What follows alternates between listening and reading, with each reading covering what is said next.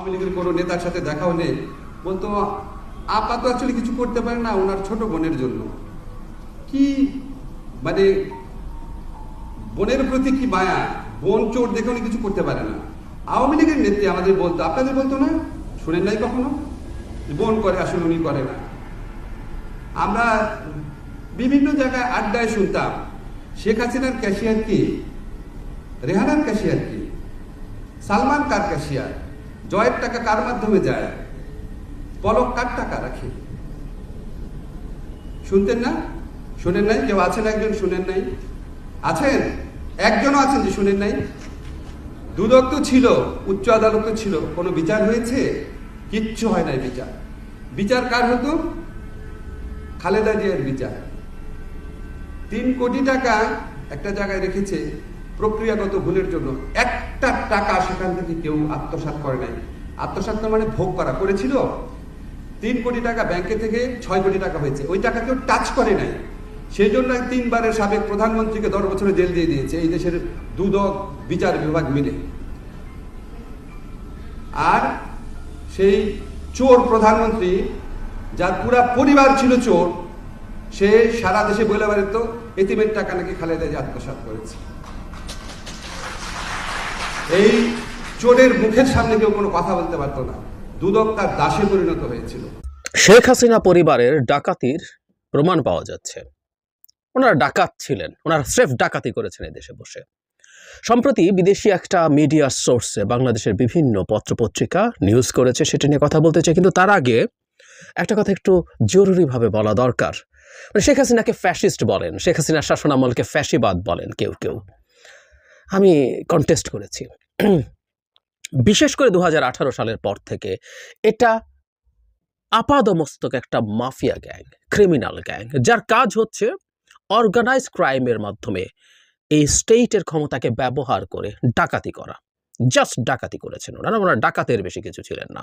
এর মধ্যে শেখ হাসিনা পরিবার, তার সাথে কিছু তথাকথিত রাজনীতিবিদ, ব্যবসায়ী, আমলা, পুলিশ, এরকম একটা নেক্সাস তৈরি করে অর্গানাইজড ক্রাইমের মাধ্যমে স্টেটের পাওয়ারকে ব্যবহার করে তারা এই কাজগুলো করেছেন। বলতেন যে আরে আমার ছোট বোন রেহানা এখনো বাসে চড়ে বেড়ায়। মানে আপনি কত বড় 420 হলে এসব করতে পারেন বলেন তো? কথা আমি এরকম করে গালাগালি করার জন্য বলি না, কিন্তু মানে ভেতরে এত রকম একটা ক্ষোভ জমা হয়। আমরা তো নিশ্চয়ই ওনাদের মতো অত বড় মাপের নই, অত বড় লোক নই, বড় নেতা নই, কিন্তু আমরা একেবারে মূর্খ নই।